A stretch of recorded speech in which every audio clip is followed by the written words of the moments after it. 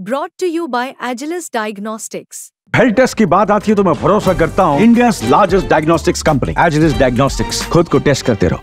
तिरुपति बालाजी मंदिर के प्रसादम यानी कि लड्डू में मिलावट को लेकर आरोप लगे कि लड्डू में चर्बी और फिश ऑयल की मिलावट हुई है और इस मिलावट को लेकर राजनीति भी खूब हुई। आंध्र प्रदेश से लेकर ये मामला पहुंचा दिल्ली और दिल्ली में सुप्रीम कोर्ट में याचिका दाखिल की गई। इसके बाद सुप्रीम कोर्ट पर सब कुछ निर्भर हो गया, लेकिन सुप्रीम कोर्ट ने आंध्र प्रदेश के सीएम चंद्रबाबू नायडू को जोरदार फटकार भी लगाई। अब जब 4 अक्टूबर को इस पर दोबारा सुनवाई हुई तो सुप्रीम कोर्ट ने क्या कुछ कहा वो आपको बताते हैं। सुप्रीम कोर्ट ने कहा कि हम अदालत को राजनीतिक लड़ाई के अखाड़े में तब्दील होने की इजाजत नहीं दे सकते।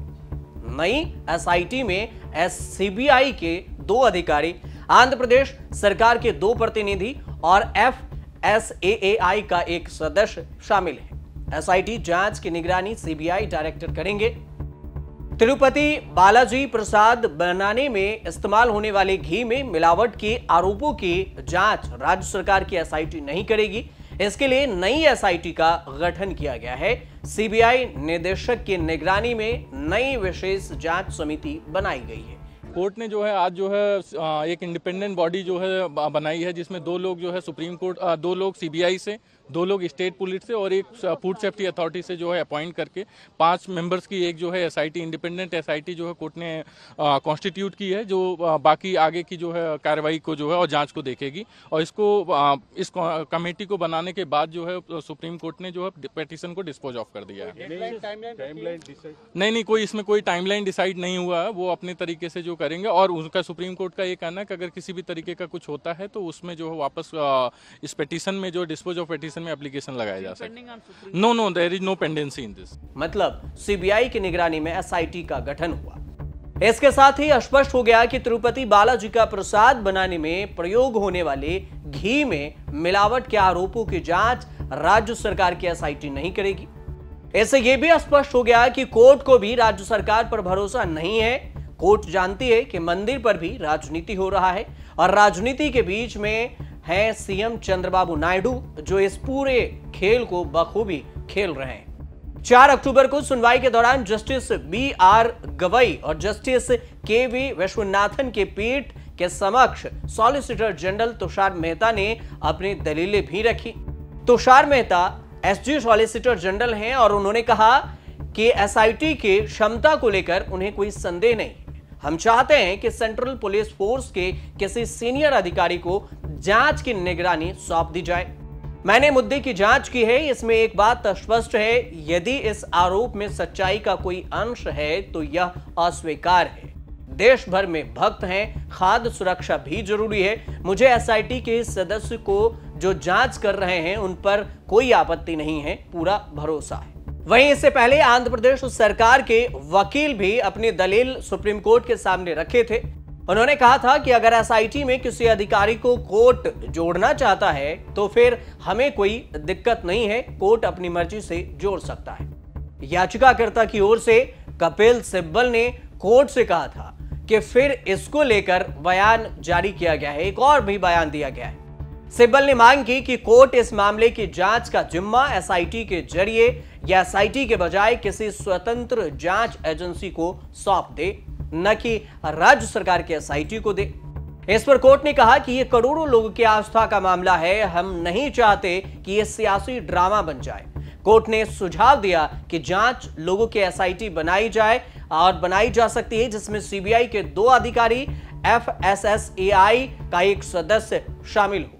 यानी इस मामले की जांच के लिए स्वतंत्र जांच एजेंसी हो जिसमें सीबीआई के 2 अधिकारी का होना जरूरी है, राज्य सरकार के 2 अधिकारी का होना जरूरी है और एक अधिकारी FSAAI के होंगे ही होंगे। पिछली बार की सुनवाई में सुप्रीम कोर्ट ने साफ तौर से चंद्रबाबू नायडू पर राजनीति करने का आरोप लगाया था और साथ में फटकार भी लगाया था। सुप्रीम कोर्ट ने जब पिछली बार सुनवाई की थी तो उसमें उन्होंने कहा था कि यदि आपको इसकी जानकारी जुलाई में हुई तो आपने इसके बारे में मीडिया में 18 सितंबर को क्यों जानकारी दी। आपने यह भी कहा कि जांच के आदेश दे दिए थे। यह बिल्कुल साफ है, अगर आप जांच के आदेश दे दिए थे कि इसमें मिलावट की बात की गई है, घी के जगह पर कुछ और मिलाया गया है, तो आप बिना कंफर्म हुए ही लोगों के बीच, मीडिया के बीच ये बयान क्यों दे दिए? आपके पास कोई प्रमाण नहीं थे कि घी के जगह कुछ और मिलाया गया और आपके पास कोई दूसरा ऑप्शन भी नहीं था, फिर भी आपने ऐसा बयान सार्वजनिक तौर पर क्यों दे दिया? यह सुप्रीम कोर्ट ने चंद्रबाबू नायडू को फटकार लगाते हुए पहली सुनवाई में कही थी। अब इस पूरे मामले को लेकर राजनीति भी समझिए कि कैसे राजनीति का खेल खेला जा रहा है। आंध्र प्रदेश के डेप्यूटी सीएम पवन कल्याण 11 दिनों की तपस्या की बात कर रहे हैं और फिर पदयात्रा भी किए और 11 दिन तपस्या के बाद बेटी के साथ मंदिर पहुंचे। लड्डू में मिलावट वाले सीएम चंद्रबाबू नायडू के आरोप पर पवन कल्याण ने कहा कि पिछले 5 सालों से सनातन धर्म पर हमला किया जा रहा है। चंद्रबाबू नायडू ने जब लड्डू को लेकर आंध्र प्रदेश की पिछली सरकार जगन मोहन रेड्डी के सरकार को घेरा तो इस पर दूसरे राजनीतिक दलों की ओर से भी टिप्पणी की गई। 20 सितंबर को ही केंद्रीय स्वास्थ्य मंत्री जेपी नड्डा ने कहा था कि मैंने चंद्रबाबू नायडू से बातचीत की है, मैंने उनसे कहा है कि वो मुझे अपनी पूरी जानकारी दें, उसकी रिपोर्ट भेजें, मैं स्टेट रेगुलेटरों से भी बात करूंगा और इसकी जांच करवाऊंगा। आंध्र प्रदेश कांग्रेस अध्यक्ष हैं शर्मिला रेड्डी, उन्होंने केंद्रीय गृह मंत्री अमित शाह को चिट्ठी लिखकर इस सारे मामले की जांच सीबीआई से करवाने का आग्रह किया था। वहीं इस मामले पर जिस पर आरोप लगा जगन मोहन रेड्डी पर, उन्होंने भी इस पर कहा कि चंद्रबाबू नायडू को राजनीति के लिए भगवान का इस्तेमाल करने की आदत है और वो अपनी राजनीति के लिए भगवान को भी राजनीति अखाड़े में उतार दिए। अब इस विवाद की शुरुआत समझिए कि कहां से इसका शुरुआत हुआ। 23 जुलाई को तिरुपति मंदिर के प्रसाद में मिलावट की खबर आई। 19 सितंबर को श्यामला राव घी की बात कही गई कि इसमें श्यामला राव घी के चर्बी को मिलाया गया है। 19 सितंबर को ही आंध्र प्रदेश के सीएम चंद्रबाबू नायडू ने दावा किया था कि कोई ये सोच नहीं सकता कि तिरुमाला लड्डू में इस तरह की अपवित्र घटनाएं घटित हुई और मिलावट हुई। पिछले 5 सालों में वाईएसआर ने तिरुमाला को पवित्रता की भंग कर दी और उसे अपवित्र कर दिया मंदिर को।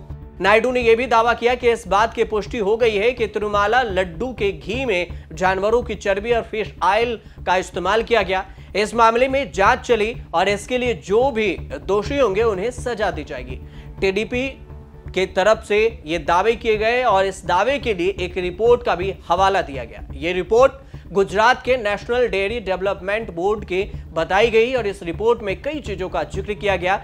इनमें जिन चीजों का सबसे ज्यादा जिक्र था और उस पर आपत्ति थी वो थी लार्ड, बीफ टेलो और फिश ऑयल। लार्ड यानी किसी चर्बी को पिघलाने पर निकलने वाला सफेद पदार्थ होता है। फिश ऑयल यानी मछली का तेल। बीफ टेलो यानी कि बीफ की चर्बी को गर्म करके निकाले जाने वाला तेल। इस सभी के मिलावट की बात कही गई। इस पूरे मामले को लेकर इतना पर तो साफ हो गया है कि जिस हिंदुत्व के एजेंडे के सहारे पवन कल्याण और चंद्रबाबू नायडू आगे बढ़ने की कोशिश कर रहे हैं उसमें बीजेपी को नुकसान है। बीजेपी को नुकसान मतलब गठबंधन को नुकसान। अभी तक तो यह साफ है कि बीजेपी सिर्फ हिंदुत्व के एजेंडे के सहारे चुनावी मैदान में नजर आती रही है, लेकिन इस बार नायडू और पवन कल्याण दोनों ही इस पासे को फेंक रहे हैं। अब देखना दिलचस्प ये होगा कि आखिर मंदिर को राजनीति में शामिल कर चंद्रबाबू नायडू, पवन कल्याण को बीजेपी से इससे कितना फायदा होता है और बीजेपी को कितना इसमें नुकसान होता है, या फिर चंद्रबाबू नायडू और पवन कल्याण को कितना फायदा और नुकसान होता है। फिलहाल आप देखते रहिए न्यूज़ तक।